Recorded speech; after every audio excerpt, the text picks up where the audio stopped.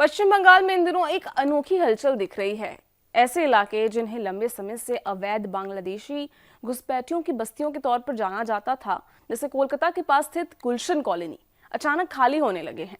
बहुत से लोग अपने छोटे छोटे घर, झोपड़ियों और सामान छोड़कर रातों रात निकल रहे हैं। सबसे हैरान करने वाली बात यह है कि बड़ी संख्या में बांग्लादेशी नागरिक खुद बॉर्डर की तरफ जा रहे हैं और बीएसएफ से गुहार लगा रहे हैं कि उन्हें उनके देश भेज दिया जाए। पिछले एक हफ्ते में बीएसएफ के साउथ बंगाल फ्रंटियर ने 1720 बांग्लादेशी नागरिकों को औपचारिक प्रक्रिया के तहत बॉर्डर गाइड्स बांग्लादेश को सौंपा है। क्या आंकड़ा बताता है कि स्थिति अचानक बदल गई है और इसका कारण है एसआईआर यानी स्पेशल इंटेंसिव रिवीजन। अब सवाल यह है कि जिन लोगों के पास पहले भी कोई भारतीय दस्तावेज नहीं थे, जो वर्षों से बिना पहचान के बंगाल में रह रहे थे, वे अचानक इतनी घबराहट में क्यों हैं? इसका जवाब एसआईआर की प्रकृति में छिपा है। भारत में सीएए आया था, एनआरसी पर राजनीतिक बहस होती रही, लेकिन इन दोनों प्रक्रियाओं का वास्तविक प्रभाव उतना प्रत्यक्ष नहीं था। वे कागजी, कानूनी और लंबी प्रक्रियाएं थी जिनका असर जमीन पर उतना तेजी से महसूस नहीं होता था। लेकिन एसआईआर अलग है। ये वो प्रक्रिया है जिसमें पहली बार पूरे राज्य में मतदाता सूची का गहन घर घर जाकर सत्यापन हो रहा है। बीएलओ अधिकारी घर घर पर दस्तक दे रहे हैं, पहचान पत्र मांग रहे हैं, दस्तावेज देख रहे हैं और ये सुनिश्चित कर रहे हैं कि वोटर लिस्ट में कोई अपात्र व्यक्ति शामिल ना हो। जिन लोगों ने वर्षों तक अपनी पहचान को छिपा कर रखा, जिनके पास कोई कागज नहीं था और जिनका कोई ठोस रिकॉर्ड नहीं था, वे अब पहली बार सीधे सरकारी जांच के सामने खड़े हैं। यही ये वजह है कि जिससे डर पैदा हुआ है। हकीमपुर चेकपोस्ट पर बीएसएफ ने एक ऐसी भीड़ देखी जो पहले कभी नहीं दिखी।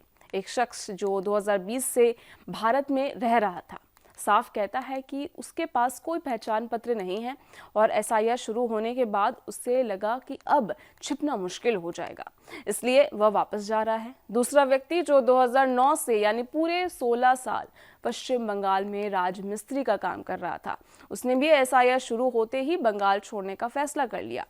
अब ये बताता है कि उसके पास कोई भारतीय दस्तावेज नहीं है और उसे डर है कि घर घर होने वाली इस जांच में वह पकड़ा जाएगा। ये लोग वर्षों से कैसे रहते थे? इसका जवाब भी उतना ही सरल है जितना जटिल। लोकल नेटवर्क, यानी कि लोकल नेटवर्क, राजनीतिक संरक्षण, ढीली निगरानी और पहचान न पूछने वाला सिस्टम। ये लोग किराए के घरों में रहते हैं और छोटे छोटे काम करते हैं और बिना किसी आधिकारिक जांच के जीवन बिताते हैं, क्योंकि उस समय कोई घर पर दस्तावेज जांचने नहीं आता था, कोई मतदाता सूची को इतनी बारीकी से नहीं खंगालता था।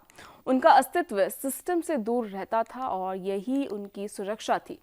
लेकिन अब हालात उलट गए हैं। एसआईआर सिर्फ एक फॉर्म भरने की प्रक्रिया नहीं है, ये पूरे सिस्टम को रीसेट करने जैसा है, जहां हर व्यक्ति की पहचान की पुष्टि होनी है। इसी वजह से अवैध घुसपैठियों को पहली बार ये लगा कि वे इस प्रक्रिया से बच नहीं पाएंगे। बीएसएफ की नई प्रक्रिया भी सख्त है। बायोमेट्रिक रजिस्ट्रेशन, आपराधिक रिकॉर्ड की जांच और बंगाल पुलिस की मंजूरी के बाद ही किसी को वापस भेजा जा रहा है। लंबी लाइनों के बावजूद लोग स्वेच्छा से लौट रहे हैं, क्योंकि उन्हें लगता है कि अगर अभी नहीं गए तो आगे की कार्रवाई और कठिन हो सकती है। असल में ये पूरा मुद्दा एक मनोवैज्ञानिक डर का है। सीएए और एनआरसी ने चर्चा तो खूब पैदा की, लेकिन उनका असर दैनिक जीवन में उतना तीव्र नहीं दिखा। एसआईआर ने वही किया जो पहले नहीं हुआ, घरों तक पहुंचकर असली पहचान की मांग की।